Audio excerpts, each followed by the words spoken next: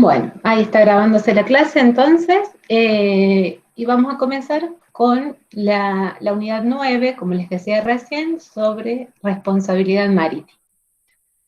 Básicamente lo que vamos a ver son dos grandes temas.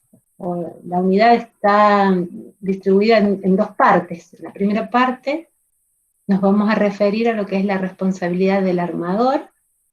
Vamos a ver el régimen en la ley de navegación y el régimen internacional, fundamentalmente las convenciones que tienen allí señaladas en la pantalla. Y luego, en la segunda parte, lo que vamos a ver es el sistema de responsabilidad del transportador, tanto en lo que hace al transporte de mercancías, transporte de personas y transporte de equipaje. Vamos a ver, por supuesto, también todo lo que hace al régimen argentino, la ley de navegación, y el régimen internacional, las distintas convenciones que se aplican para cada uno de los casos.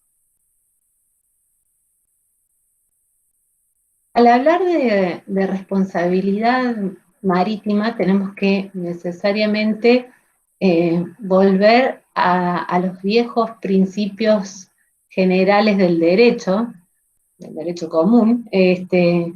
Ustedes recordarán bien aquellos principios de vivir honestamente, no dañar a otro, dar a cada uno lo suyo, y ese no dañar a otro implica, o tiene como una consecuencia lógica, que el que cause un daño deberá repararlo. Y eso es justamente la responsabilidad. Es, como les digo, un principio básico del derecho común. Y la responsabilidad puede ser directa o indirecta, según sea por el hecho propio o por el hecho de un tercero por el cual se debe responder. Puede ser contractual o extracontractual, según derive de un contrato o derive de la ley. También puede ser subjetiva u objetiva, en función del factor de atribución, ¿no? En el primer caso, la culpa o dolo, y en el caso de la responsabilidad objetiva, por el riesgo. Y también, bueno, recordarán también aquellas obligaciones de medio y obligaciones de resultado, en donde el primer caso es justamente la debida diligencia, la puesta a disposición de un medio, la prestación de un servicio para alcanzar un fin, distinto a las de resultado, que implican la obtención justamente de un resultado útil, como podría ser la ejecución de una obra. Todo esto nosotros lo vamos a visualizar fácilmente cuando analicemos el sistema de responsabilidad marítima, pero sobre todo en el campo de la navegación hay una serie de particularismos y de elementos típicos, y aparece la cuestión de la limitación de la responsabilidad. Justamente porque tenemos un hecho técnico, característico y distinto a cualquier otra cosa que podamos haber visto, que está sometido a riesgos particulares también, y por eso es que aparece esta noción de limitación de responsabilidad. Hay distintos sistemas que vamos a ver también a continuación de la forma en que se puede limitar esa responsabilidad, pero en la generalidad de los casos, esta situación se enfrenta a lo que sería la reparación integral del daño. Y esto es recogido por la ley de navegación, tanto en lo que hace la responsabilidad del armador como la responsabilidad del transportador. También vamos a ver que aparece esta característica en el derecho aeronáutico, y en este enfoque, en este esquema de limitar el monto de la responsabilidad hasta cierto punto y nada más, bueno, resulta que también se va a enfrentar en algunos casos a lo a otro principio general del derecho que nosotros conocemos bien, y es aquel que dice que el patrimonio del deudor es prenda común de los acreedores. Esto, vamos a ver, como les digo, a continuación esos sistemas en el derecho comparado y luego vamos a analizar el sistema de limitación en la ley de navegación, pero los argumentos o los justificativos que existen en torno a esta cuestión son de carácter fundamentalmente económico, aludiendo de que no existir la posibilidad de limitar la responsabilidad, las empresas navieras irían a la quiebra, por ejemplo. Particularmente pienso que tal vez hace 200 años los riesgos, el alia que debían enfrentar los armadores que se hacían a una aventura marítima, bueno, podría justificar esta situación porque encima de que hacían una semejante apuesta a realizar este tipo de travesías, si las cosas salían mal, perdían absolutamente todo, de no existir un sistema de limitación, pero creo que hoy, con los avances tecnológicos, la profesionalización de la actividad, me parece que se debería apuntar a un sistema de reparación integral. Bueno, las opiniones están de los dos lados, a favor y en contra del sistema de limitación, que podríamos dedicar toda una clase a analizar estas cuestiones, pero bueno, en definitiva, esta es la situación y esta es la realidad y así es como se manifiesta en nuestro orden jurídico. Entonces, vamos a comenzar con lo que es propiamente la responsabilidad del armador. Y aquí vamos a tener que tener en cuenta artículos 170 y siguientes, en particular, vamos a ver ahora el artículo 174, justamente hace referencia a esa responsabilidad y fundamentalmente señala que el armador va a ser responsable por aquellas obligaciones contractuales que han sido contraídas por el capitán en todo lo relativo al buque y a la expedición, y también por las indemnizaciones a favor de terceros, las que haya dado lugar por el hecho suyo o de sus tripulantes. Entonces aquí claramente es una responsabilidad de tipo indirecta, tanto por el hecho del capitán como sus dependientes, y donde funciona el sistema de limitación. En el siguiente párrafo, allí tienen ustedes en la vista el artículo 174, señala que no va a responder el armador en el caso de que el capitán haya prestado su consentimiento, su anuencia a hechos ilícitos cometidos justamente en fraude junto con los cargadores. O sea que en ese caso no va a responder. Pero como ustedes ven, en todo lo demás sí responde. Después vamos a ver algunas situaciones particulares que se pueden dar, pero digamos que podemos calificar esta responsabilidad del armador por los hechos del capitán y sus dependientes, fundamentalmente como una responsabilidad indirecta y limitada. Se pueden dar situaciones también en donde el armador es distinto de la persona del propietario. Y aquí también tenemos que volver un poco a lo que vimos en las unidades anteriores en relación al buque, en relación al personal, cuando hablamos de la importancia de la inscripción en el registro de determinados actos jurídicos. Si hay un contrato de locación en donde el propietario, digamos, transfiere la tenencia a un locatario que viene a ser el que asume el carácter de armador, allí vemos que tenemos desdoblada esta figura, y que si no están inscritos debidamente en el Registro Nacional de Buques, van a ser responsables solidarios. Entonces, es importante que exista esta protección para los terceros, ¿no? Que por eso es que se crea un sistema de publicidad amplio, ¿no? Y que requiere justamente la inscripción en el registro y el correspondiente asiento en el certificado de matrícula del buque.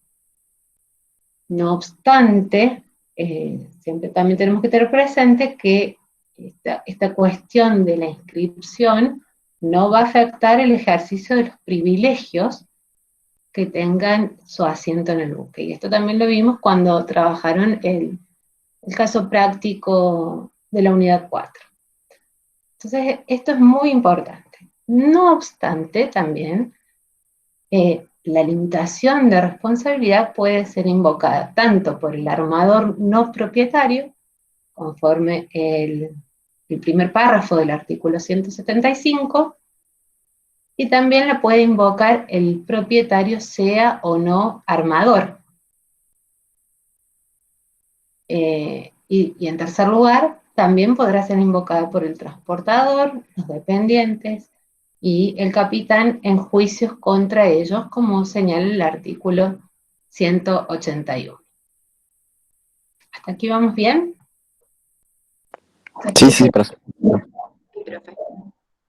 ¿Se escucha bien el audio? Porque me marca mala calidad de internet, así que si se empieza a escuchar entrecortado, por favor me avisan, porque quiere decir que se me está por cortar y bueno, así estoy atenta. Bien, entonces, como les decía, esa limitación puede ser invocada tanto por el armador no propietario, por el propietario, sea o no sea armador, y por el transportador, el capitán y el resto de los miembros de la tripulación.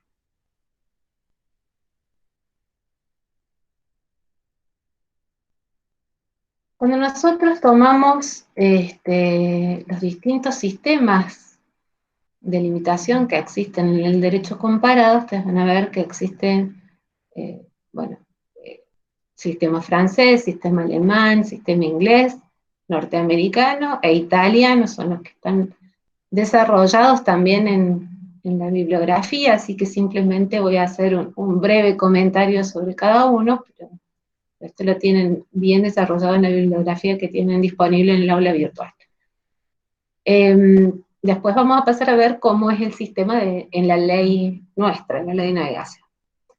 En primer lugar, tenemos lo que se llama el sistema francés de abandono, abandono liberatorio, en donde el propietario, solamente el armador propietario puede ser abandono del buque, o sea que esto no aplicaría para el caso del armador que no sea propietario, como sería el caso de un locatario, ¿no? Solamente el propietario del buque puede limitar su responsabilidad por los hechos del capitán o de los tripulantes, justamente en todo lo relativo a la expedición. Y esto lo que va a implicar fundamentalmente es poner el buque, digamos, a disposición de los acreedores para que puedan cobrarse en caso de que, bueno, se produzca el daño. Aquí lo que sucede es que el propietario no pierde la propiedad del buque, o sea, no se transmite la propiedad del buque, sino que se origina un procedimiento de liquidación y que después si queda un remanente, queda justamente para el propietario. Ese es el sistema francés. Luego tenemos el sistema de la fortuna de mar, que es el sistema alemán, y que básicamente se basa en una idea de patrimonios de afectación, como si el armador tuviera distintos patrimonios, uno que es eh, el del buque, de su flota, y tendrá, así como tenga tantos buques, tendrá tantas fortunas de mar, distinto a lo que sería el patrimonio del armador en tierra, para diferenciar. Entonces, de esta forma, los acreedores van a poder atacar el buque. Eh, y solamente eso, o sea, el buque más los accesorios, más los fletes y los pasajes, ¿no? Pero solamente limitado al buque y nada más. El sistema inglés, por su parte, se llama también sistema forfatario. eh, Allí se fija un monto, de una suma de dinero que es el monto fijo en función de lo que sería el tonelaje de arqueo del buque. Entonces, en ese caso, vamos a saber de antemano, según el tamaño que tenga el buque, eh, va a tener mayor límite, un monto más elevado, digamos, para responder, pero en general se fija de esa manera, está tarifado y se distingue también según se trate de daños materiales, digamos, daños a las cosas, o sean daños personales. Eso es el sistema inglés, que también está presente, pues vamos a ver, en la ley de navegación. Bueno, después tenemos el sistema mixto, o sistema norteamericano, en donde combina, por un lado, lo que sería un sistema de fortuna de mar en valor con el sistema forfatario. Entonces, el armador puede limitar su responsabilidad al valor del buque al finalizar el viaje, más un, un adicional por tonelada de arqueo cuando se produzcan daños personales. Ese es el sistema norteamericano. Y por último, el sistema italiano, que es un sistema en valor del buque muy original, en donde el armador puede limitar su responsabilidad a una suma equivalente al valor del buque, más los fletes y pertenencias, pero ese valor tiene que ser, digamos, no inferior a un quinto o superior a 2/5 del valor del buque al comienzo del viaje, esto es, al inicio del viaje. Estos son los distintos sistemas que existen en el derecho comparado. Nosotros, en la ley de navegación, tenemos regulado el sistema de limitación de responsabilidad en el artículo 175. Entonces, es muy importante al momento de estudiar que vayan analizando párrafo por párrafo este artículo. El primer párrafo, entonces, hace referencia a un sistema de limitación en valor, en donde el armador puede limitar su responsabilidad al valor del buque al final del viaje, más los fletes, pasajes y créditos a su favor que hayan nacido en el transcurso del viaje. Esa es una opción. Una opción, digo, porque vamos a ver ahora el segundo párrafo, pero tengan presente que en este caso lo que estamos viendo es un sistema de limitación al valor del buque. En el siguiente párrafo del artículo 175 aparece que esa limitación al valor del buque es optativa, con el derecho del propietario de ponerlo a disposición de los acreedores. O sea, es una opción de abandono, pero solamente va a poder ejercer esta opción quien sea propietario del buque, porque si es un armador no propietario, no va a poder hacer el abandono. Pero están las dos opciones, al valor, limitación al valor del buque, o la limitación de abandono. Y en el caso del tercer párrafo aparece otra cuestión, que es donde aparece este sistema forfatario, y señala que en caso de existir daños personales, si el conjunto de los valores, sea por vía del sistema de abandono o de la limitación en valor, no alcanza a cubrir todas las indemnizaciones, pero para daños personales exclusivamente, entonces el armador va a tener que cubrir hasta un monto de 13 pesos argentinos oro. Ahí ustedes ven que está señalada la unidad de cuenta A con el signo pesos O, que significa pesos argentinos oro. Son 13 pesos argentinos oro por tonelada de arqueo total. Y la responsabilidad del armador se acrecerá en la cantidad necesaria. Eso quiere decir que el armador tiene que sacar de su patrimonio hasta cubrir esa suma de dinero para alcanzar ese monto, y que va a ser destinado exclusivamente al pago de las indemnizaciones por daños personales, es decir, por muerte o lesiones. Exclusivamente para eso. Van a ver en el artículo 182, ahora hay algunas cuestiones acá a aclarar. En el artículo 182 dice que el tonelaje mínimo que se va a tomar en cuenta va a ser el de 100 toneladas de arqueo. Es decir, que si hay un buque que tiene 150 toneladas, se multiplicará 150 por 13 pesos argentinos oro.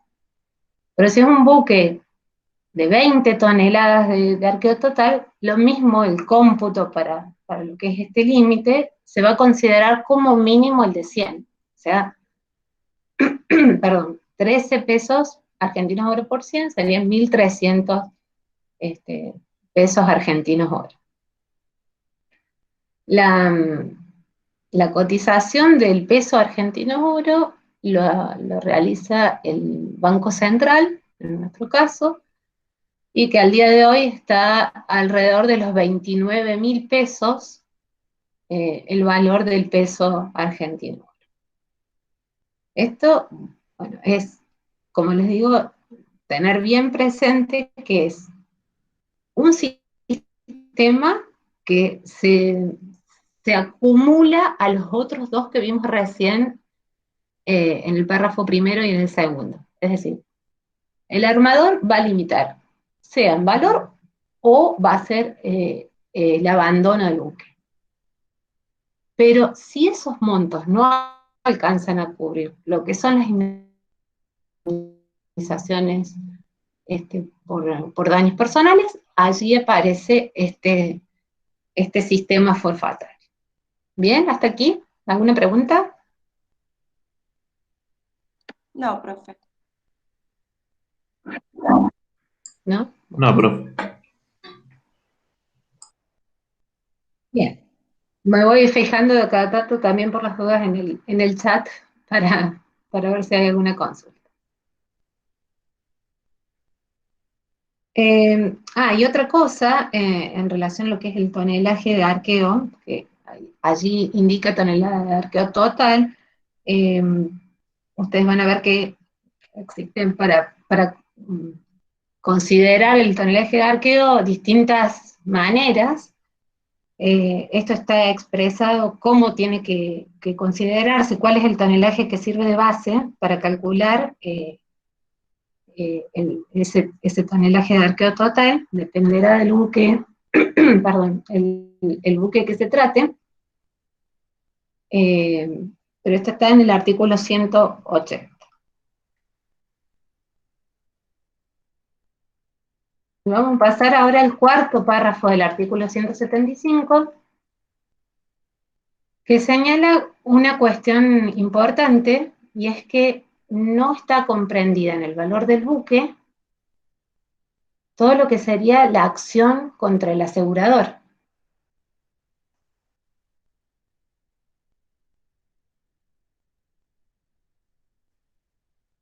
Perdón. No está comprendida en el valor del buque ni en los créditos a favor del armador todo lo que es la acción contra el asegurador y su indemnización. Es decir, que si el buque se pierde, naufraga, supónganse, y el armador cobra la indemnización del seguro por ese buque, no hay una subrogación allí de lo que es la indemnización del seguro. No va a integrar el valor del buque. Pero sí se va a poder computar esa indemnización del seguro como cualquier otro bien del armador para alcanzar a cubrir esos 13 pesos argentinos oro que son para las indemnizaciones en caso de muertes o lesiones, o sea, para daños personales. En ese caso sí, pero como cualquier otro bien del armador. Para el resto de los casos, no integra el valor del buque. Y por último, la última parte del artículo 175, lo que se señala es la posibilidad de compensar los créditos, es decir, si el armador tiene un crédito contra un acreedor suyo por perjuicios resultantes del mismo hecho, bueno, se compensan esos créditos y todo lo que es el sistema de limitación de responsabilidad se aplica a la diferencia que resulte.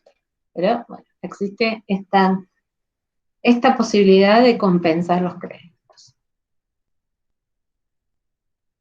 Ahora bien, tenemos un sistema de limitación, pero que no va a aplicar para cualquier crédito, sino que está bien determinado en la ley de navegación cuáles son los créditos incluidos o alcanzados por el sistema de limitación y cuáles son los créditos excluidos. Créditos incluidos están en el artículo 177 y los créditos excluidos en el artículo 178. Los créditos frente a los cuales el armador puede invocar la limitación son básicamente los que se originan en muerte o lesiones, en las pérdidas o daños de bienes o de derechos, y en la responsabilidad emergente de la remoción de restos náufragos, reflotamientos o daños causados a obras de arte en un puerto o vías navegables. Esos son los casos en donde el armador puede invocar la limitación de responsabilidad.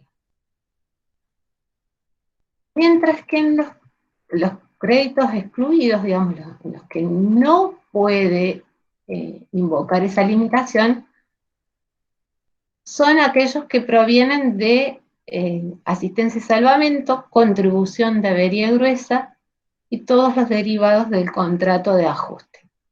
En ese caso, lo que significa esto no es que no va a ser responsable el armador, va a ser responsable, solo que va a responder ilimitadamente, digamos, no va a poder invocar la limitación de responsabilidad. Entonces, es más coherente con lo que sería una reparación integral. Entonces, tener presente que créditos excluidos significa excluidos de la limitación de responsabilidad. Pero sigue siendo, por supuesto, habrá que determinar el caso concreto, pero es responsable, digamos, no es una causal de exoneración, sino que son créditos excluidos de la limitación de responsabilidad.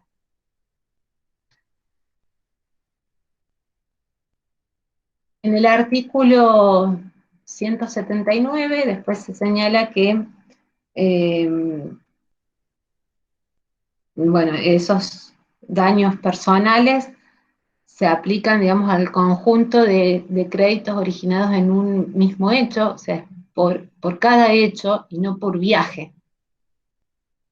Eh, Puede que se presenten distintas situaciones, distintas cosas que generen responsabilidad a lo largo de un mismo viaje, pero esto se aplica justamente todo lo que es el monto de la limitación a cada uno de esos hechos, o por accidente y no por viaje. ¿Mm? Eh, Simplemente acá vuelvo un momentito a la placa anterior porque me quedé pensando. En el caso de asistencia y salvamento, ahora lo vamos a ver después en la unidad de 10, también, que hace referencia a los riesgos marítimos. Pero es una situación que lo que sucede en el caso de la asistencia y salvamento es el hecho de prestar un auxilio o socorro ante a alguien que está sufriendo un accidente, ¿no?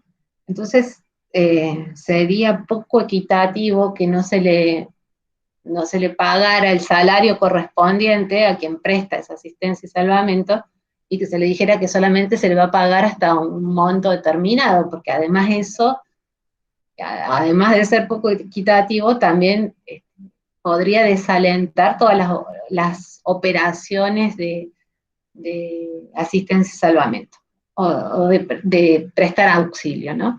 Entonces, por eso es que no se puede limitar. Lo mismo en el caso de la contribución de avería gruesa, también lo vamos a ver ahora en la unidad número 10, pero, digamos, básicamente la avería gruesa busca que todos los interesados, van a ver, y no sé si lo he mencionado antes, pero el acto de avería gruesa es un gasto, un sacrificio extraordinario que se produce ante un peligro para salvar a toda la expedición, es decir, al buque, al flete, a la carga, para, digamos, de alguna manera poder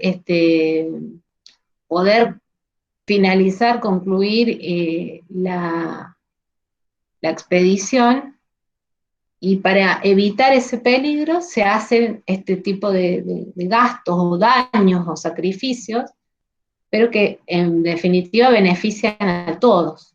Entonces, si buscan que todos, los interesados en la expedición queden en un pie de igualdad, perdería su carácter si uno de esos intereses, que sería el buque en este caso, no concurre en la proporción debida a su contribución, es decir, porque todos van a soportar ese sacrificio y todos se van a beneficiar. Y si nosotros le ponemos un límite, vamos a decir, bueno, el armador se beneficia, pero no va a contribuir como todos los demás, sino hasta cierto límite. Por eso es que se justifica la exclusión de este tipo de crédito. Y bueno, y los derivados del contrato de ajuste justamente es una obligación personal del armador. Entonces son todos los contratos de trabajo, digamos, del capitán, de la tripulación. Así que en ese caso tampoco. Bueno, entonces dijimos que esto se aplica por hecho y no por viaje. Y luego, para tener en cuenta también algunos artículos, yo recién les señalaba la cuestión del tonelaje de arqueo, esto está en el artículo 180. Luego, el artículo 181 es la posibilidad justamente de que los propietarios, transportadores, capitanes, miembros de la tripulación que no son armadores, también puedan invocar la limitación, pero no la van a poder invocar si actuaron con dolo. Es decir, en caso de que el accionado fuese el capitán o sus dependientes, la limitación procede aún cuando obraron con culpa, pero no si hubo dolo. Esto significa que En ese caso van a responder de manera ilimitada cuando actúan con dolo. O sea, no pueden eh, invocar el límite. Y en los artículos 561 o 577 están todas las normas procesales referidas a lo que es el juicio de limitación de responsabilidad. Y lo último que también me parece importante destacar es en relación a lo que es la acción de abandono a favor del Estado. Esto nosotros ya lo hemos visto cuando vimos los distintos modos de adquisición de la propiedad del buque, y vimos que existe la posibilidad de limitar la responsabilidad por todos los gastos de remoción o extracción o demolición de restos náufragos. El abandono, de todas formas, sea o no sea voluntario, no es incompatible con el sistema de limitación de responsabilidad, que bueno, está regulado allí en los artículos 17 a 20. Bien, ¿hasta aquí alguna pregunta? ¿Alguna consulta? No, profe, por ahora. Digamos, no es un tema particularmente difícil, pero como que hay que estar un poquito atento a los detalles. Sobre todo son estos artículos que acabamos de señalar recién, eh, bien la caracterización de la limitación del sistema de responsabilidad del armador en general, luego el sistema de limitación y los créditos incluidos y excluidos. Los tengan bien presentes. Vamos a pasar entonces ahora a lo que sería el régimen internacional de responsabilidad. Perdón. Básicamente, bueno, allí tienen indicados algunas convenciones. Entre ellas tenemos el Convenio de Bruselas del año 24, que establece un sistema ecléctico, podríamos decir, porque combina lo que sería la limitación de responsabilidad al valor del buque al finalizar el viaje, junto con el sistema forfatario. Esto es, digamos, para los propietarios fundamentalmente, y la cuestión de la unidad de cuenta, allí como ustedes ven, nosotros hablamos en la ley de navegación de Argentinos Oro, en este caso son libras. Esta convención no tuvo muchas ratificaciones, después viene la de Bruselas del 57, en donde allí pasa directamente a un sistema de forfatarios, se modifican algunas cuestiones, y entre ellas se cambia también la unidad de cuenta, pasando a lo que se llama el franco Poincaré. Argentina no la ratificó. Luego tenemos la Convención de Londres. Todo esto está también en la bibliografía, así que por eso voy un poco rápidamente. La Convención de Londres y el protocolo del año 96, allí se elevan los montos de los límites de responsabilidad, se establecen claramente las reclamaciones, los tipos de reclamaciones, según sea por daños materiales o por daños personales, eh, determinadas exclusiones. Se sigue con el sistema forfatario, solo que se cambia la unidad de cuenta, que pasa a ser la de los derechos especiales de giro. Y esa sí también tuvo muchas ratificaciones, pero no fue ratificada por Argentina. Y luego tenemos algunos casos especiales, eh, en donde, bueno, esto también lo habremos hablado a lo mejor en algún momento, simplemente es señalarles que para lo que es transporte de hidrocarburos, buques nucleares, sustancias peligrosas, eh, se, se tienen en cuenta, digamos, dado el carácter especial y peligroso de este tipo de, de sustancias, bueno, se pasa a un sistema donde se busca una reparación más integral, en donde ya el factor de atribución pasa a ser más objetivo y donde se establecen inclusive fondos especiales de indemnización, en donde en caso de que no se pueda, porque siguen siendo de carácter limitado, pero en caso de que no alcance a cubrirse de manera acabada las indemnizaciones con esos límites, aparecen fondos indemnizatorios adicionales, se crean específicamente en el marco de las convenciones, para poder hacer frente a ese tipo de situaciones.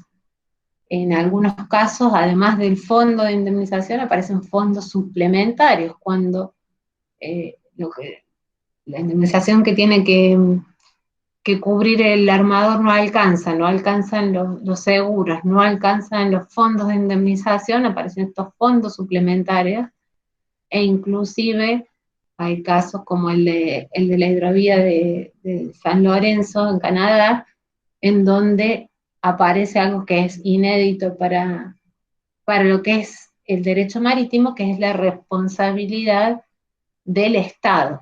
Es decir, el Estado se hace cargo en caso de que se produzca un desastre, por ejemplo, por derrame de petróleo, allí va a salir a responder y a cubrir las indemnizaciones de manera integral por todo lo que no alcanzó a cubrir el armador, el seguro y estos fondos suplementarios. Así que son situaciones verdaderamente extraordinarias que se dan, pero muy interesantes desde el punto de vista también jurídico por estas figuras que adoptan. Vamos a pasar ahora entonces a ver lo que es la segunda parte de la unidad, que se refiere justamente a la responsabilidad del transportador. Aquí ya nos referimos a otra persona, otra figura que puede o no coincidir con la figura del armador, perdón, pero en este caso nos vamos a referir particularmente a la responsabilidad del transportador, tanto en el caso del transporte de mercancías, personas y equipaje. Lo que hace la responsabilidad en el transporte de mercaderías, esto está regulado en el artículo 270 y siguientes de la Ley de Navegación, y allí tienen indicados algunos artículos a los que hay que prestarles especial atención, que son los artículos referidos a las causales de exoneración de responsabilidad, es decir, en los casos en que no va a tener el deber de responder, los montos de indemnización y lo que hace a la limitación de la responsabilidad en sí. Esto es en la ley de navegación, y en el ámbito internacional tenemos la Convención de Bruselas del año 24, a la cual también ya hemos hecho referencia cuando analizamos los contratos de transporte.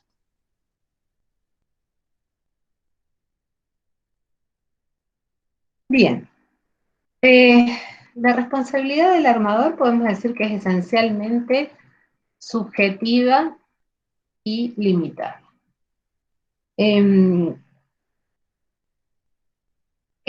este caso, la cuestión de la subjetividad, digamos, está el factor obviamente del dolo y de la culpa, pero hay situaciones en donde vamos a ver que no responde probando su debida diligencia, y esto tiene que ver con lo que hablamos también al principio de las obligaciones de medio y las obligaciones de resultados. ¿Se acuerdan que decíamos que en el caso de las obligaciones de medio, probando esa diligencia razonable en la puesta a disposición del medio que se trate, de la prestación de servicio, probando eso, aquí aparece esa situación en donde no va a tener que responder. Y además, bueno, esto está en el artículo 270, 272 de la Ley de Navegación, y además va a ser limitada, porque va a tener ciertos montos pautados, e imperativa, y este es otro carácter a tener muy en cuenta por el artículo 259, en donde no se va a poder modificar el régimen de responsabilidad que está establecido en la ley. Es decir, eventualmente se podrá ampliar la responsabilidad, elevar los montos de responsabilidad, pero de ninguna manera se van a poder disminuir esos montos, no se van a poder establecer causales de exoneración que no sean las que establece la ley. Sé que hay que recordar este carácter imperativo de la ley de navegación. Y esa responsabilidad se va a presentar, obviamente, en torno a lo que son las obligaciones del transportador, que estas las hemos visto en el 7, en relación a la carga, en relación al buque. Y allí, como ustedes están viendo en la presentación, cuando hacíamos referencia a las obligaciones del transportador sobre el buque, aparece esta cuestión de la diligencia razonable en poner el buque en estado de navegabilidad. Es decir, que si prueba que hizo todo lo que tenía que hacer, los certificados, el mantenimiento del buque, el correcto ajuste, o sea, armado y tripulado del buque, la contratación del capitán, que el capitán era un capitán idóneo, que hizo todos los trámites que tenía que hacer, que cumplió con todas esas obligaciones y puso la debida diligencia en hacerlo, entonces allí podrá exonerarse.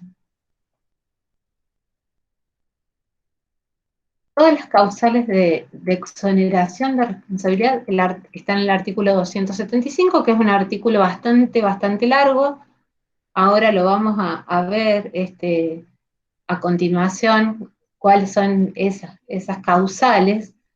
Tienen que prestar atención a este artículo en particular.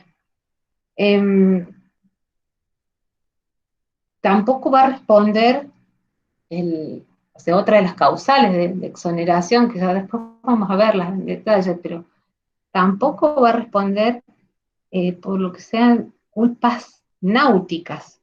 Y esas culpas náuticas son los errores en el manejo técnico del buque por oposición a lo que serían las culpas comerciales.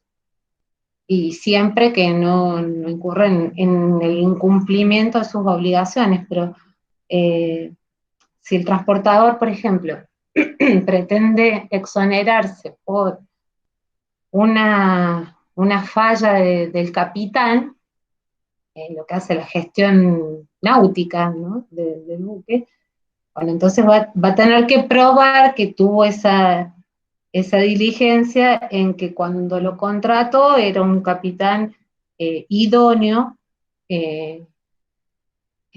bueno, y en estos casos siempre vamos a ver que ni el transportador ni el buque van a ser responsables, ¿no? Ya lo vamos a ver bien cuando veamos el artículo 75. Pero esta cuestión de la debida diligencia, perdón, y de las faltas náuticas eh, es muy importante y a tener en cuenta.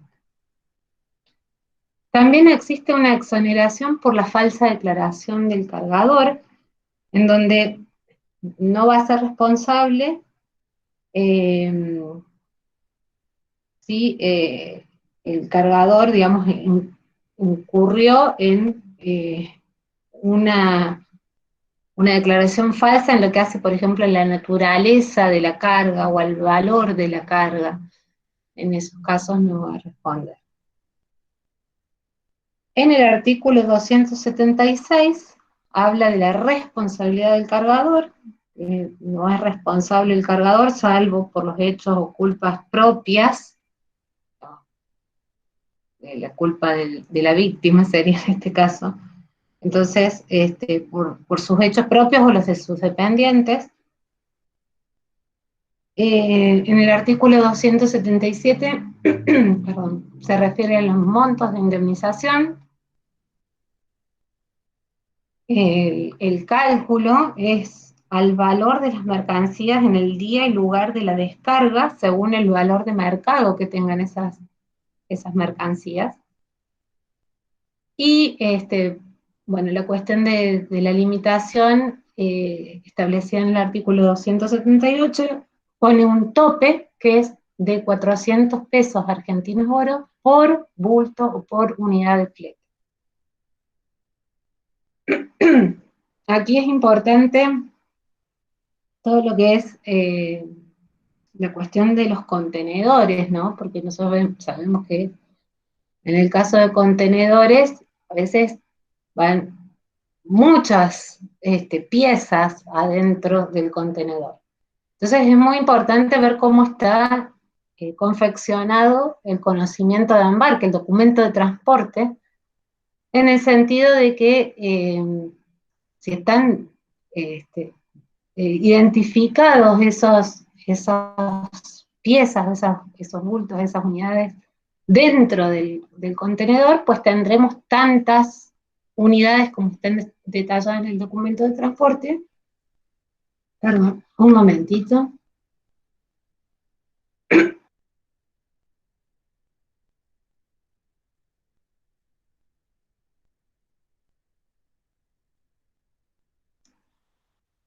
Perdón, ahí está. Me pica la garganta y tengo que tomar el líquido, discúlpenme. Entonces va a ser muy importante el detalle en el documento de transporte, como les decía, porque si están bien identificados, entonces tendremos tantas unidades como en el documento, y si tenemos 5, supónganse, vamos a multiplicar 5 por 400. Pero si no están identificados, se cuenta el contenedor como una única unidad. Y entonces el límite va a ser el de 400 pesos argentinos oro por todo lo que está dentro del contenedor. Así que bueno, por eso es importante tener esto en cuenta, ¿no? Y bueno, y el límite siempre se puede establecer, como les decía recién, en un monto más elevado, pero de ninguna manera se va a poder establecer un monto inferior.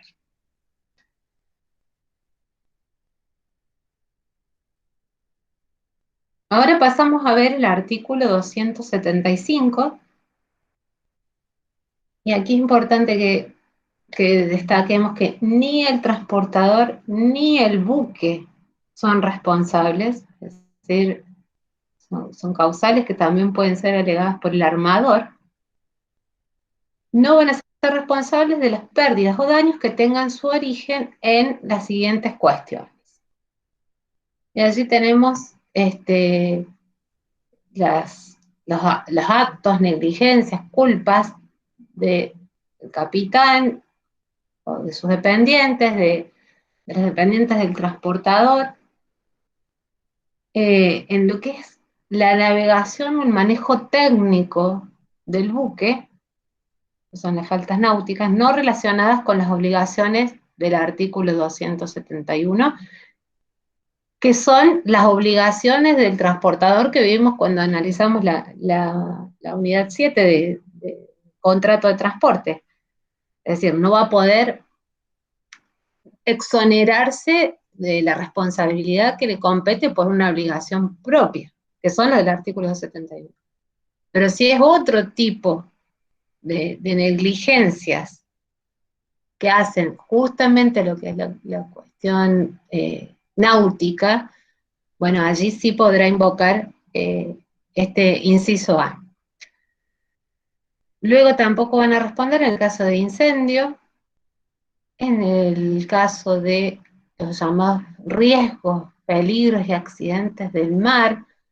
Esto es una noción que tiene que ver con con los accidentes propios de la navegación marítima, que, bueno, también es una cuestión que podemos analizar en profundo y determinar cuáles son efectivamente esos riesgos, esos peligros del mar, y que si se mantienen vigentes al día de hoy o no, porque para mí es muy claro que hace 200 años estaban presentes, pero hoy por hoy, bueno, hay situaciones que han disminuido considerablemente alias, estos riesgos.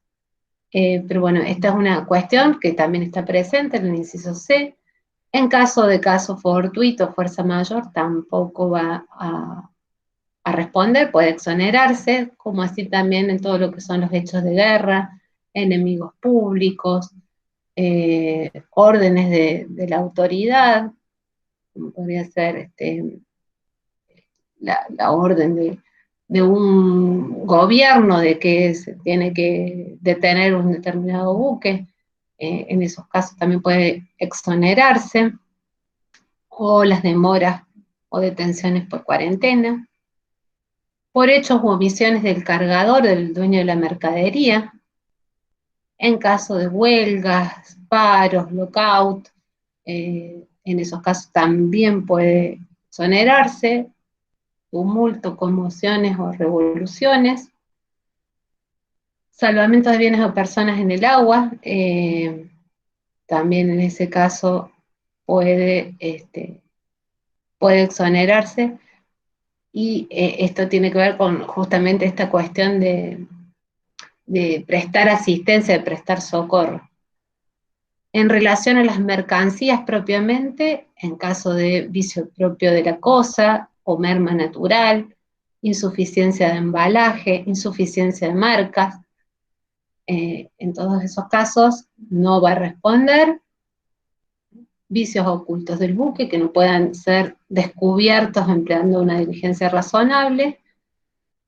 Y luego dice cualquier otra causa que no provenga de su culpa o negligencia o de sus agentes o subordinados. Quien reclame la exoneración debe probar que ni la culpa ni la negligencia del transportador, propietario o armador han contribuido a causar el daño. En todos estos casos, salvo el inciso A, que hace referencia justamente a lo que son las faltas náuticas, que hablamos recién, y el inciso B, que es en caso de incendio. En todos los demás casos, el transportador solo debe probar la causal de exoneración, pero el beneficiario puede, de todas formas, acreditar la culpa y con eso, bueno, conseguir que no sean exonerados. ¿Mm?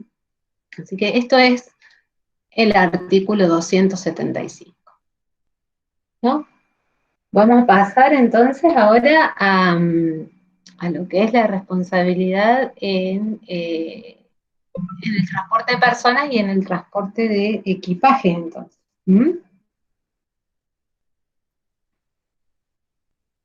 No sé si me pasé acá una cuestión, déjame ver. No, bueno, no están señaladas aquí, pensé que había puesto la Filmina también, pero simplemente les menciono, como estaba indicado, que hay, esto es lo que es hacer a la ley de navegación, pero también tenemos convenciones y tenemos un régimen internacional para lo que es esta cuestión de la responsabilidad del transportador de mercancías. Tener en cuenta la Convención de Bruselas del año 24, que esto ya también lo hemos mencionado en el capítulo lo referido al transporte.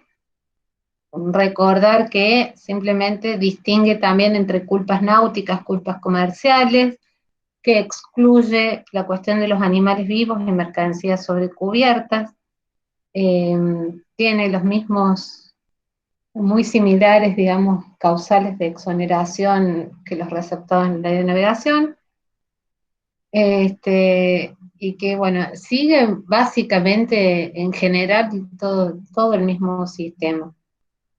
Luego hay otras reglas que están desarrolladas también en la bibliografía del aula virtual, eh, que son las reglas de Hamburgo del año 78, que buscaban reemplazar justamente las de Bruselas. Se hacen algunas modificaciones, pero tuvo muy pocas ratificaciones, entonces, bueno, no, para nosotros no aplica.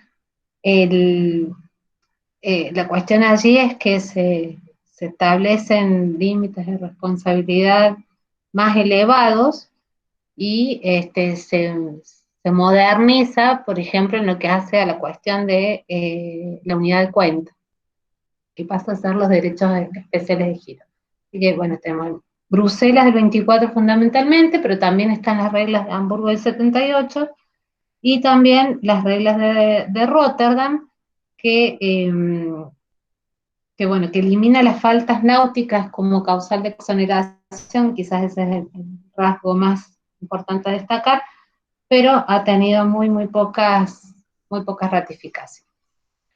Bueno, vamos a pasar a ver entonces ahora si la cuestión de la responsabilidad del transportador en caso del contrato de pasaje. Vamos a ver que va a ser responsable por todas las cuestiones referidas eh, a muertes y lesiones corporales. El factor de atribución es subjetivo y se va a presumir en caso de naufragio. Ustedes ven allí el artículo 330, justamente dice que el transportador es responsable de todo el daño originado por la muerte del pasajero por lesiones corporales, siempre que el daño ocurra durante el transporte, por culpa o negligencia del transportador. Por eso decimos factor subjetivo. Y la culpa o negligencia se presume, salvo prueba en contrario, si esas muertes, esas lesiones, han sido causadas por un naufragio o una abordaje, o varadura, explosión, incendio. Esos son fundamentalmente las cuestiones que establece el artículo 330. Luego pasamos al artículo 331, que tiene que ver con la limitación de la responsabilidad, y el límite por pasajero que se establece es el de 1.500 pesos argentinos hora. Se podría modificar siempre hacia arriba, pero no disminuir ese monto, tengan presente. Y justamente señala al final que la conversión del argentino oro a pesos argentinos se efectúa de la misma manera que se considera para el transporte de mercancías, y esto es la cotización que establece trimestralmente, digamos, el Banco Central.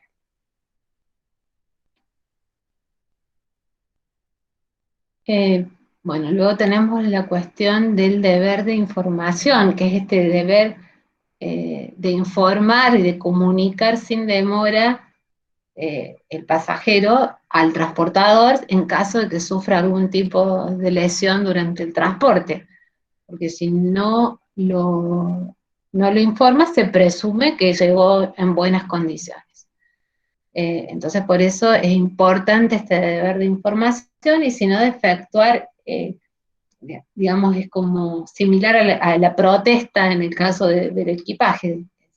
La presunción es de que llegó bien, de que está bien, y si no, tiene que decirlo. Tiene que ser sin demora y notificado por escrito dentro de los 15 días de su desembarco.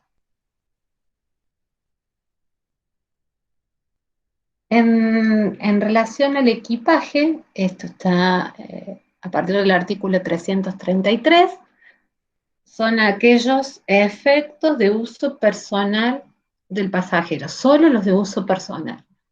Eh, el equipaje puede ser, digamos, que quede en custodia del pasajero o que quede en custodia del transportador y sea guardado en la bodega.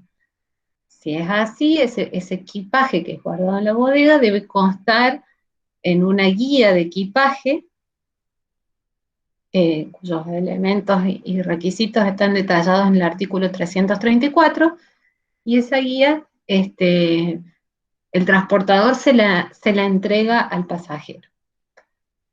También, en caso de que el pasajero tenga objetos de gran valor, pueden ser alhajas, joyas, supónganse, el transportador no va a ser responsable si esos objetos no le son entregados en depósito. O sea que hay que tener presente también eso cuando se trata de objetos de gran valor. Esto está en el artículo 335.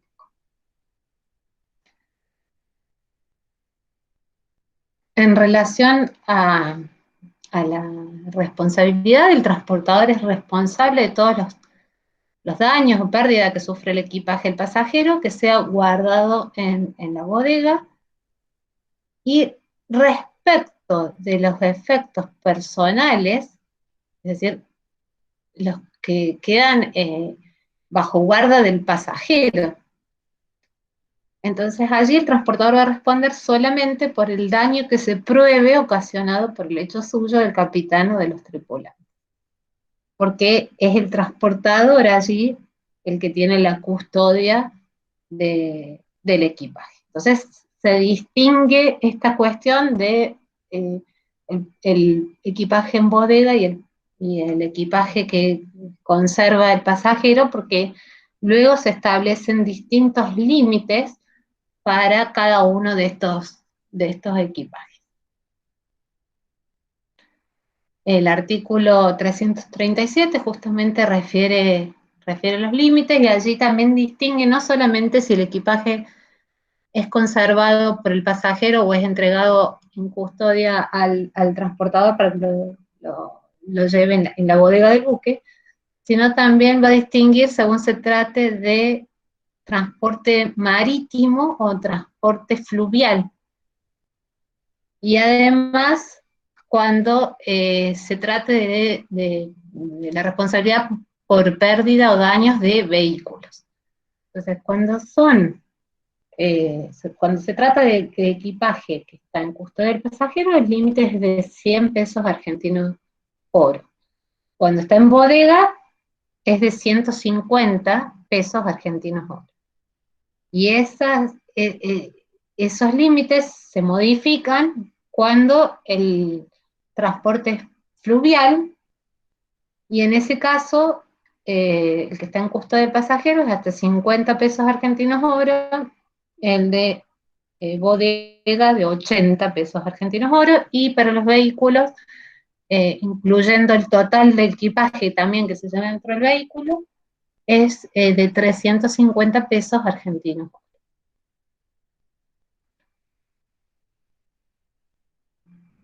Bueno,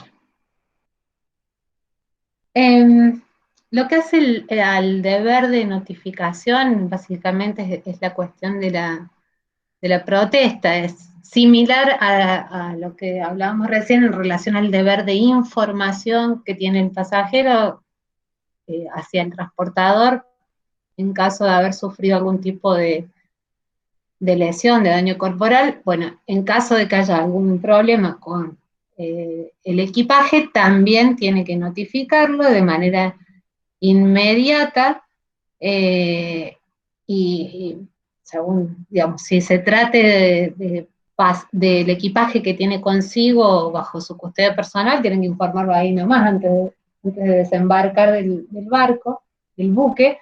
Y,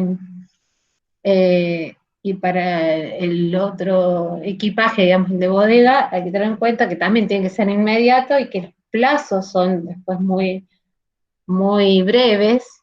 En el caso de la ley de navegación es un plazo de 3 días, porque si no notifica que hay algún problema, Entonces también se va a presumir que llegó todo en buen estado. Bueno, y después, por último, toda la cuestión de la culpa o dolo del transportador en el artículo 340, en donde se pierde el beneficio del límite, y el artículo 346, sobre todo, que señala que todos los derechos de esta acción son de orden público. Esto es lo que hace el carácter imperativo que hablábamos de la ley, que no puede ser modificado. Entonces siempre hay que tener eso en cuenta. Esto en relación y en atención a lo que dice la ley de navegación. Luego tenemos el régimen internacional, así tenemos la Convención de Atenas del año 74, donde fija también, como ven, en todos lados el sistema es similar en cuanto a que siempre es una responsabilidad limitada, ¿no? Fija límites con la unidad de cuenta es los francos oro, ¿no? En caso de muerte, lesiones. Luego distingue cuando se trata de equipaje y de vehículos. Y en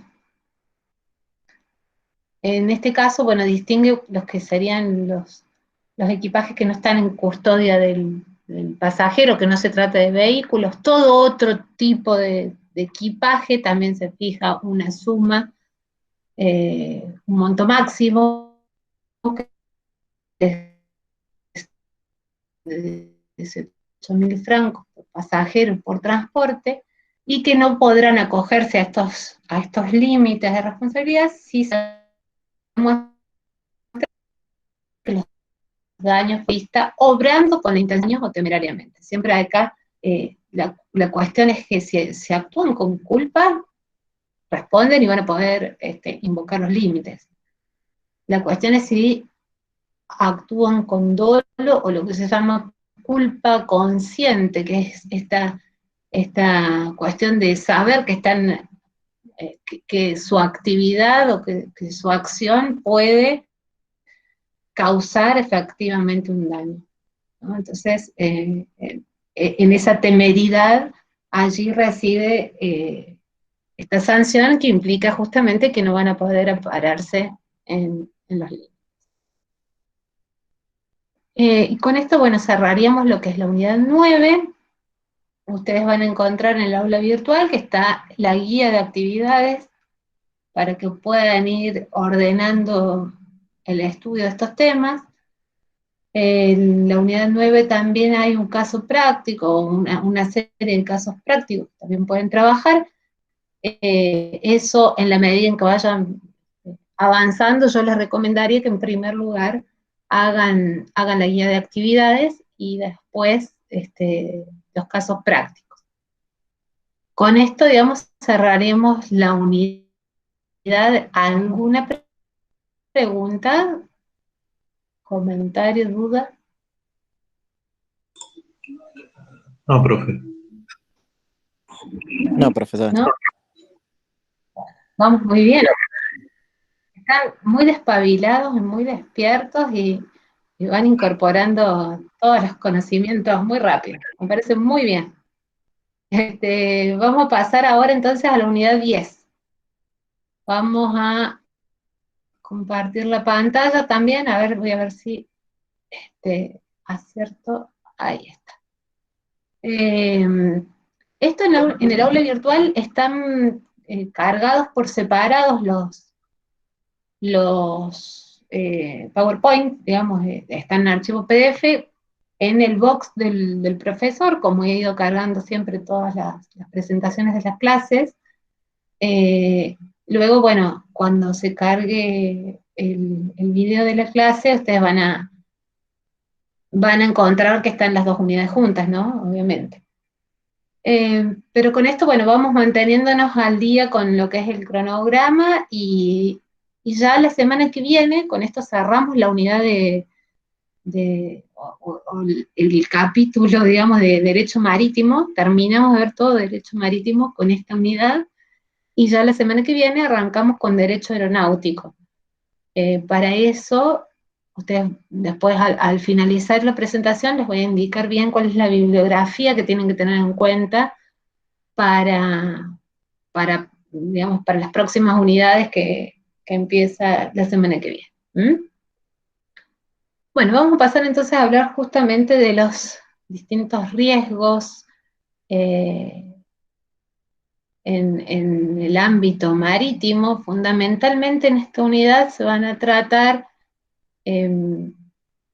4 cuestiones, una que tiene que ver con el abordaje, asistencia y salvamento, averías gruesas y los seguros.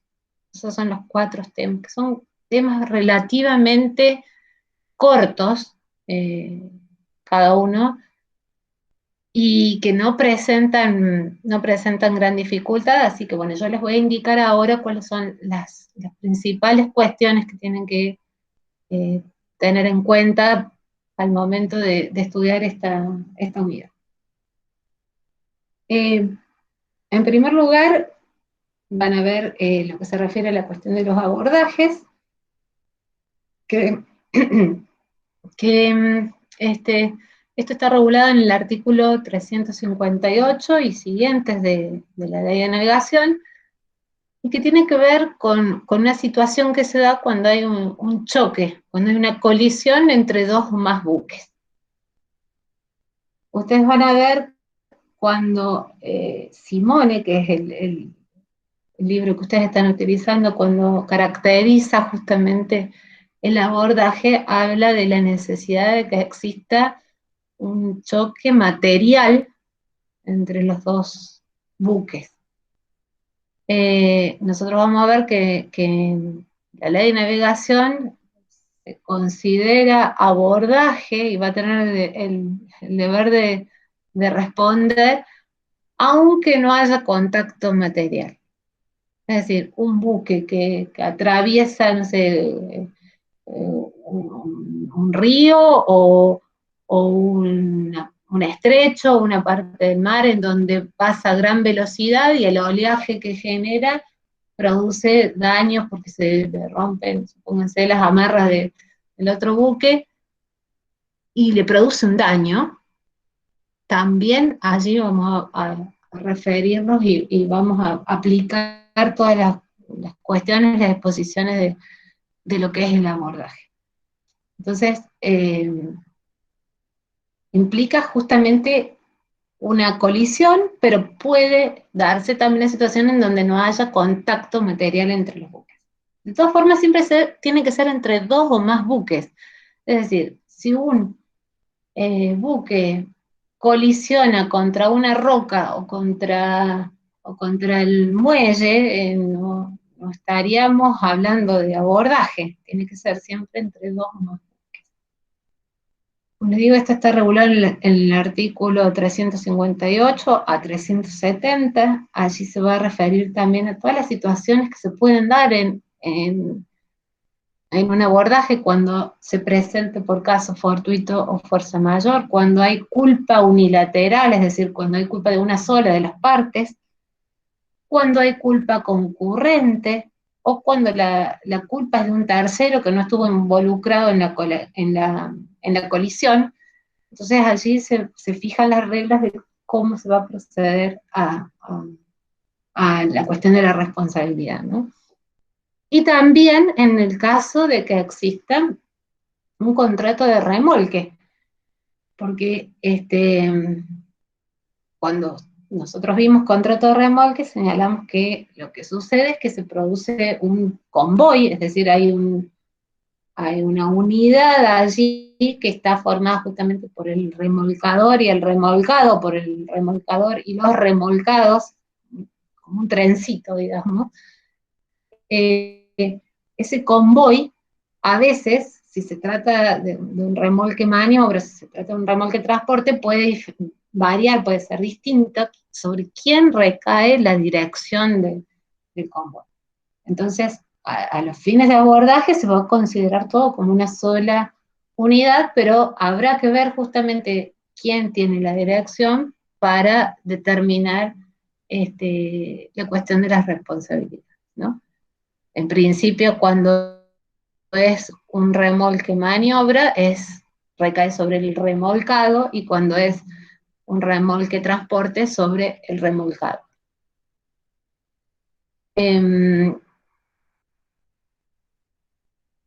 artículo 364 luego va a determinar cuáles son los perjuicios resarcibles, y esos perjuicios tienen que ser nada menos y nada más que aquellos daños que son la consecuencia normal del abordaje. Es decir, tiene que haber una relación de causalidad.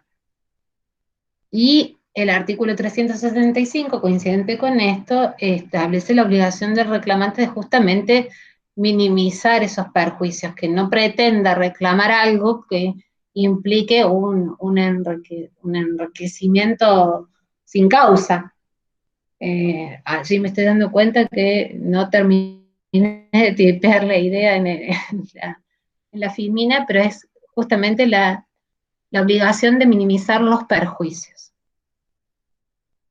Y el artículo 366 se refiere a los montos de la indemnización, y allí dice que debe ser plena, o sea, se debe procurar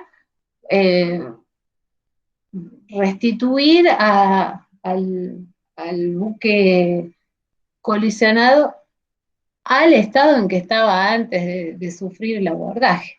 Entonces, es interesante cómo allí establece específicamente que esa indemnización debe ser plena, que no es incompatible con el sistema de limitación de responsabilidad, pero que para el caso de abordaje hay que tener en cuenta. Y por último, en relación a lo que es abordaje, tener en cuenta también que el artículo 369 dispone que todas estas disposiciones son aplicables a los daños que un buque cause a otro o a las personas u objetos que se encuentren a bordo, aunque no haya existido contacto material. Esto es lo que señalaba al principio.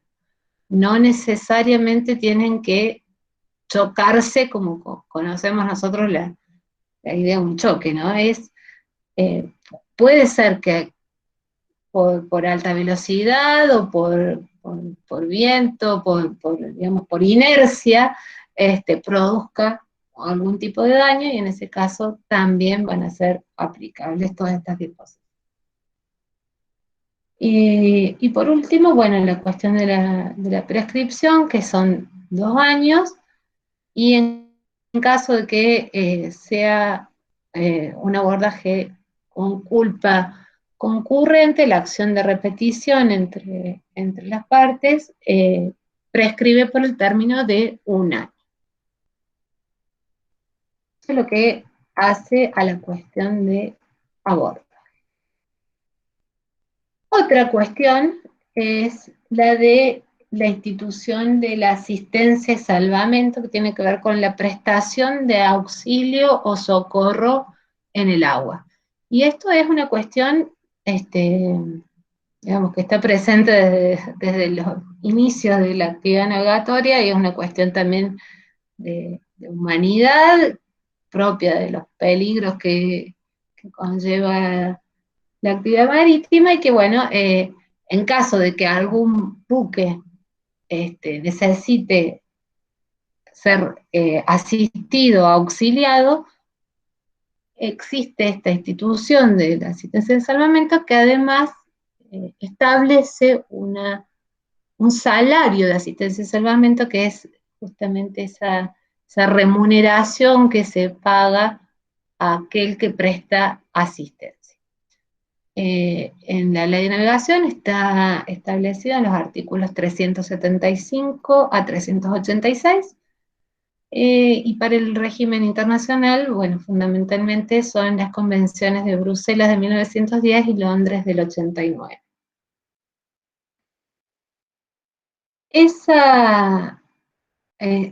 esa asistencia y salvamento que en algún momento se distinguía lo que era la asistencia por un lado y salvamento por otro. En realidad es una sola cosa, es prestar auxilio. Tiene una serie de elementos constitutivos que son el peligro, el auxilio, la ausencia de negativa expresa del auxiliado, es decir, que no debe ser rechazado ese auxilio que se le presta,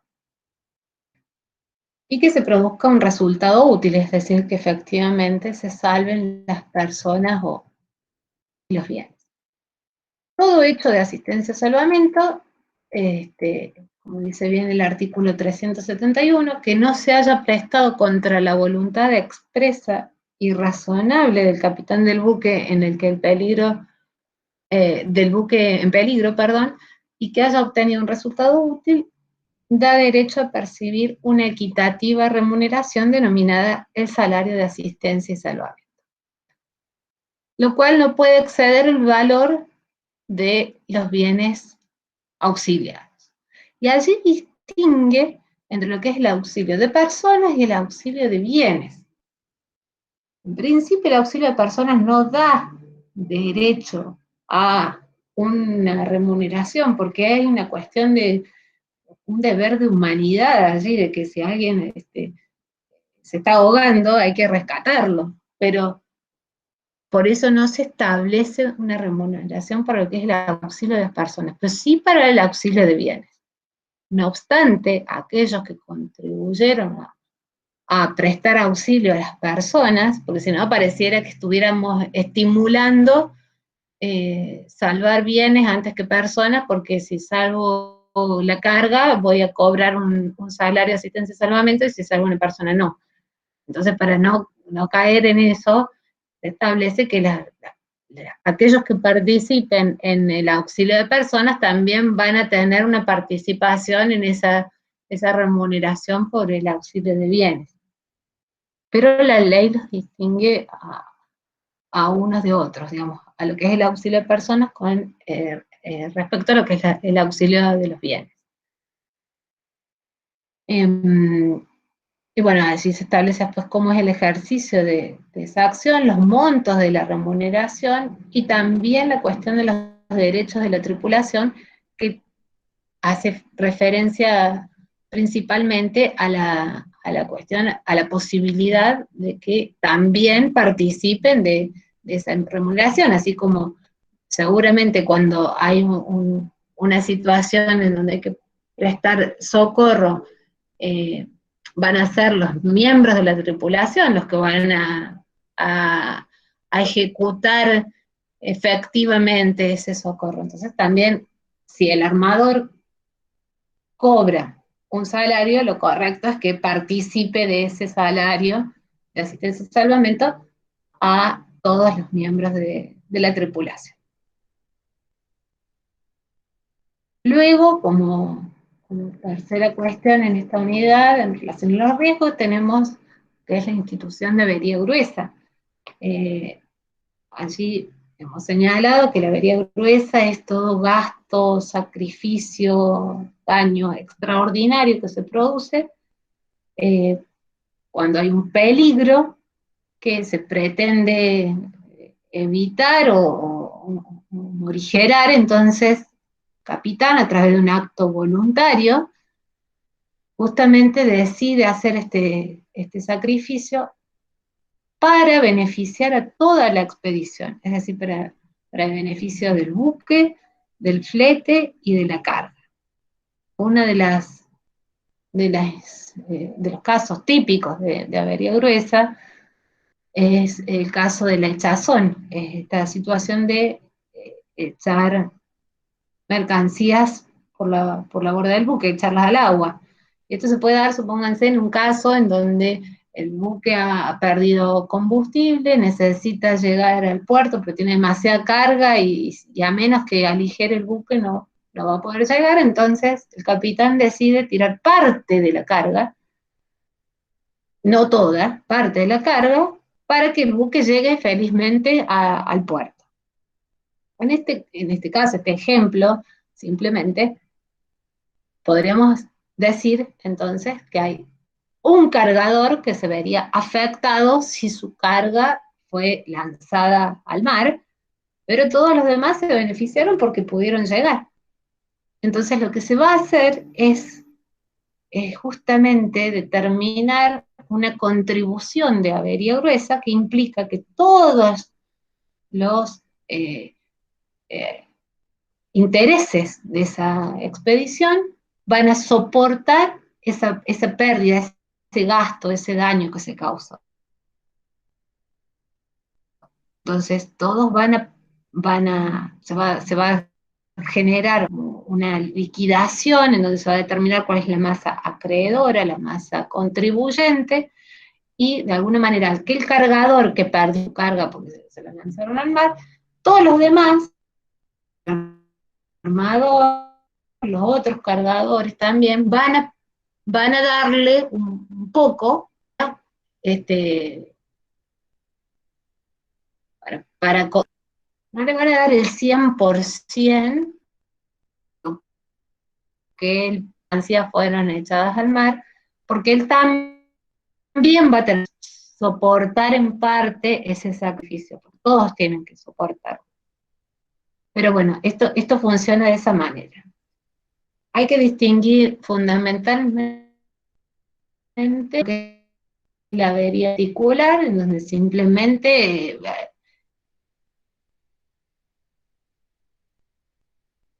muscular que sufre esa pérdida o daño a la mercancía, distinto a la común que afecta a todos los intereses vinculados al buque. Esto está regulado en los artículos 403 a 407 de la Ley de Navegación, y se sigue por lo que son las reglas de York Amberes, el texto de 1950. Allí van a ver en la bibliografía, y está en la ley también,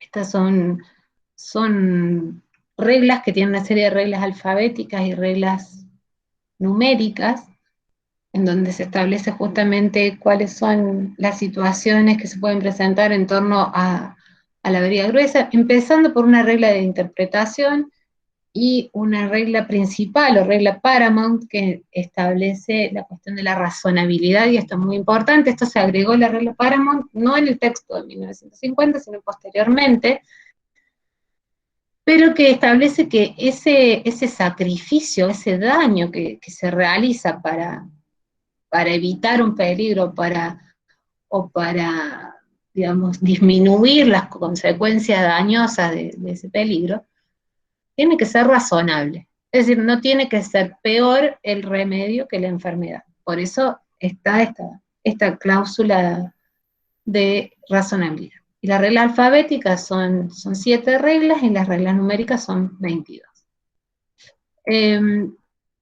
Distinguir también muy importante lo que es el acto de avería, los elementos principales que integran ese acto de avería, la cuestión de que sea justamente voluntario, un acto del capitán que es voluntario, que exista un peligro, que sea en beneficio de todos los intereses vinculados al buque. Bueno, esto del gasto o daño extraordinario. La cuestión del resultado útil, también algunos autores lo señalan como un elemento esencial, otros dicen que no, que perfectamente puede producirse un acto de avería y que, bueno, después terminen no consiguiendo el resultado útil porque sucedió algo extraordinario también posteriormente, pero que se implementaron todos los medios que había que implementar para obtenerlo. Es decir que, bueno, la cuestión del resultado útil sería la única cuestión ahí un poco como discutible, ¿no? Pero tener en cuenta bien todos los elementos principales. Y bueno, en algunos casos o ejemplos de acto de avería, como podría ser la hinchazón que mencionamos recién, una varadura voluntaria, o la pérdida de flete, o gastos que tenga que hacer para aprovisionamiento de combustible, o pago de salarios a la tripulación extraordinaria, bueno, todos esos gastos extraordinarios que beneficien, sean gastos o sean daños, son casos de avería gruesa, ¿no? Siempre que se configuren todos los requisitos y los elementos principales. Hay que distinguir el acto de avería gruesa, lo que es el compromiso de avería gruesa, que eso está regulado en el artículo 404, que justamente que es el compromiso de que va a contribuir luego por todos esos gastos que se realizaron. Esto cuando se hace la entrega de la carga, normalmente cuando llega al puerto, finalmente el buque, y al momento de entregar la carga le va a decir al consignatario que tiene que se ha producido, va a notificar la cuestión del acto que se ha realizado de avería gruesa, y le va a pedir que se firme un compromiso de avería, que es decir, que va a contribuir efectivamente, junto con una fianza que también se le va a exigir. Que bueno, después habrá que ver si lo hace, efectivamente lo firma, el compromiso no lo firma, pero de todas formas, esa es la cuestión a tener en cuenta en el artículo 404 y las normas procesales que están en el artículo 580 y 582. Y lo que hace la contribución de avería es justamente esta liquidación que se lleva a cabo, determinando cuánto es lo que se ha perdido, quiénes son los acreedores, cuál es esa masa acreedora y cuál es la masa contribuyente. Y en función de eso se va a determinar quién debe pagar a quién y en qué proporción y cuánto. Y por último, bueno, la cuestión de la prescripción, que es de 1 o 4 años según se haya firmado o no se haya firmado ese compromiso de avería. Esto está en el artículo 407. Me estoy quedando ya con los últimos minutos de la clase, pero quiero terminar con la cuestión de los seguros. Esto, en relación a los seguros, básicamente es ver los artículos de la ley de navegación, que están en los artículos 408 y siguientes. Identificar bien lo que es la noción de interés asegurable, distinguirla de lo que es el riesgo asegurable. Allí van a ver, en la ley están claramente identificados y señalados cuáles son los intereses asegurables vinculados al buque, a la carga y otros intereses asegurables, como pueden ser, por ejemplo, el flete o el lucro. Todos esos son los intereses asegurables. Pero hay una cuestión que es, digamos, de carácter teórico, lo que hace a la definición de interés asegurable y también lo que hace la cuestión del riesgo. Siempre tengan presente que la ley de navegación es una ley en donde se establecen ciertas cuestiones en relación a lo que son los seguros, pero que lo que prima siempre en este ámbito es la autonomía de la voluntad. Es decir, que siempre habrá que ver qué es lo que pactaron las partes. Si las partes no pactaron otra cosa, entonces los riesgos asegurables, por ejemplo, van a ser los que determina la ley en el artículo 412. Pero siempre pueden pactar algo distinto a las partes. Hay una cuestión que es la que se refiere particularmente a lo que son los seguros sobre las mercancías, que no está desarrollado en la bibliografía de Simone que ustedes tienen y manejan, sino que esto, bueno, es algo que proviene del Instituto de Aseguradores de Londres, y que son coberturas generales para todo lo que es los seguros en materia de comercio internacional, ¿no? Esa parte está desarrollada en un video explicativo que está en el aula virtual, que también es un video que he realizado yo, pero que lo tienen que ver aparte, digamos, justamente no lo desarrollo ahora en la clase por una cuestión de tiempo y porque ya está cargado desde desde antemano en el aula virtual. Así que esa parte, véanla por ahí, si tienen alguna duda, por supuesto me la consultan, pero básicamente son 3 coberturas, o 2 tipos de coberturas, unas que son más antiguas, digamos, que son del año 63, contra todo riesgo, libre avería particular y con avería, y unas más nuevas, que son las A, B y C. Todo eso y su relación con otros temas de la materia, como puede ser con los Incoterms, están explicados allí en ese video. Y, y bueno, y por último, la cuestión del cobro de la indemnización del seguro. Existen 2 acciones fundamentalmente, que son la acción de avería y la acción de abandono. El, el asegurado, digamos, en caso de que se produzca un siniestro, puede ejercer cualquiera de estas 2 acciones, digamos, es opcional, y tener en cuenta bien cómo funciona cada una, y la cuestión del pronto pago provisorio, que eso está regulado en los artículos 583 y 584, que justamente hace a la implementación de un pago provisional e inmediato de la indemnización del seguro, mientras se sustancia justamente el juicio de avería o el de abandono, y esto tramita por vía incidental. Así que bueno, básicamente eso es lo más importante a tener en cuenta en relación a esta unidad. Quiero mostrarles, voy a entrar ahora al aula virtual. Perdón, antes de pasar a lo último, ¿alguna pregunta o duda con respecto a estos temas? Sé que lo tienen que ver, que es un montón de información la que han recibido el día de hoy.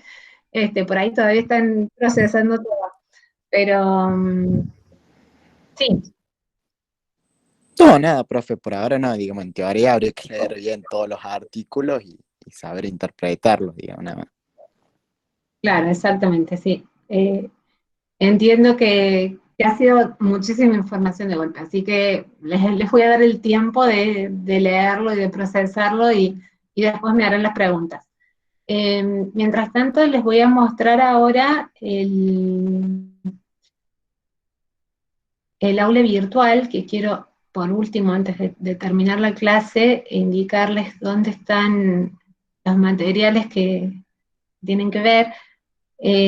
Acá estamos en la unidad 9, en apuntes de clase. Ustedes van a ver que están cargadas todas las convenciones estas especiales, y las convenciones internacionales, y las cuestiones de los casos especiales que yo les hacía referencia para lo que es la responsabilidad, por ejemplo, por daños por hidrocarburos o materias peligrosas.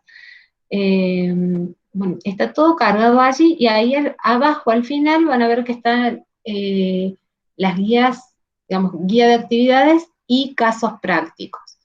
Y luego, en la unidad 10, vamos a ver,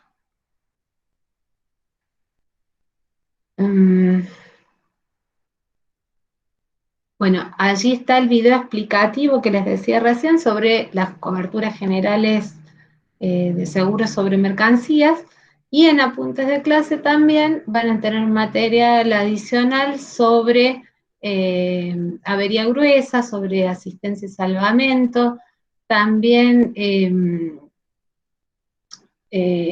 bueno, hay algunas cuestiones que están vinculadas al tema del seguro, por ejemplo, en lo que hacen los clubes de protecciones e indemnidad. Así que con este material, y Simone, por supuesto, o la bibliografía que ustedes tengan a mano, con eso estaría bien, para completar bien toda la unidad. Y lo que les quiero mostrar es que para la próxima semana, que vamos a empezar con Derecho Aeronáutico, en la parte general de la materia, donde está la bibliografía principal, allí está el material de Derecho Aeronáutico, que es este que dice acá, material para Derecho Aeronáutico es un documento que les abre un link para el material de Videla Escalada. Así que con eso ustedes van a poder manejar digamos, todas las unidades de Derecho Aeronáutico que empiezan a partir de la unidad 11. Por supuesto también el Código Aeronáutico.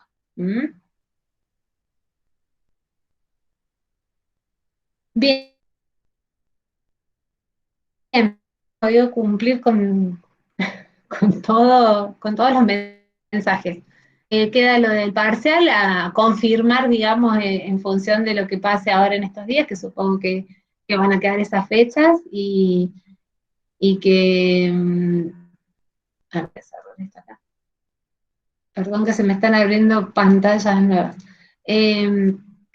Les decía que en función de la confirmación después oficial de la facultad, allí, bueno, vamos a confirmar nosotros también, pero en principio quedaríamos para el 21 de octubre recién. De medida en que vayan pudiendo avanzar también con las guías de actividades y todo, me las van enviando. Voy a estar disponible para todo tipo de consultas. Con eso estaríamos por hoy. Bueno, yo les agradezco y les felicito y les deseo que sigan pasando un feliz día del estudiante. Gracias, profe. Gracias, profe. Muchísimas gracias, profe. Nos vemos, profe, hasta luego. Que tenga un Hasta buen día, luego. profe. Muchas gracias. Chao, profe. Profe.